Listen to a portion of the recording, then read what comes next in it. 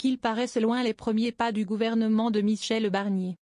Ce temps où le chef du gouvernement recadrait son ministre de l'économie Antoine Armand pour avoir exclu le Rassemblement national de l'arc républicain, tout en prenant le soin d'appeler Marine Le Pen.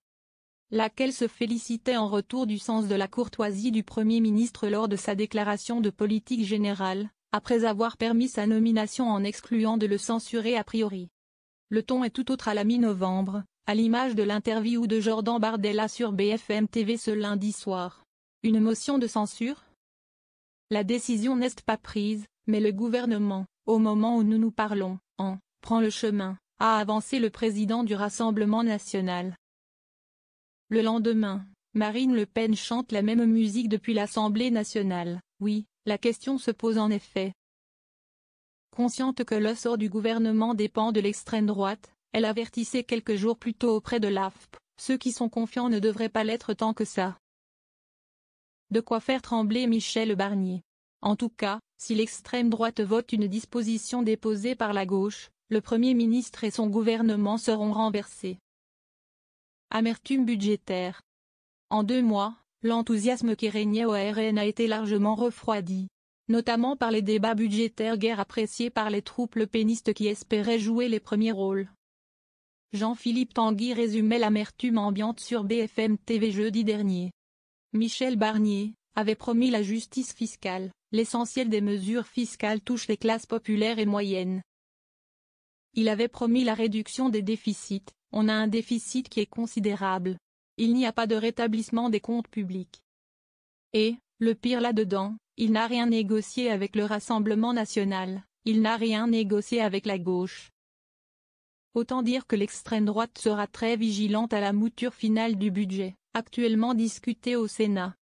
Si Michel Barnier fait un 49.3 avec son texte, sans tenir compte des amendements du Rassemblement national, alors là, ce serait une déclaration de guerre, analyse Mathieu Croissando, éditorialiste politique sur BFM TV. Reste à voir si le RN est prêt à prendre cette décision au risque de se voir accusé d'irresponsabilité, alors qu'il cherche à faire la preuve de sa crédibilité à exercer le pouvoir. Remettre le RN au centre du jeu. Sur ce point, un autre élément pourrait convaincre Marine Le Pen, ses sympathisants ne sont pas réticents à l'idée d'un vote d'une motion de censure. Ils sont même 57% à y être favorables, d'après un sondage de l'IFOP pour Sud Radio datant du 15 novembre. Par ailleurs, 73% sont opposés au projet de budget, tel qu'il est présenté par l'hôte de Matignon. Mathieu Croissando anticipe sur BFM TV, dans l'hypothèse d'une dissolution l'été prochain. Les électeurs pourraient dire à Marine Le Pen et à Jordan Bardella, pourquoi votre parti a-t-il laissé faire?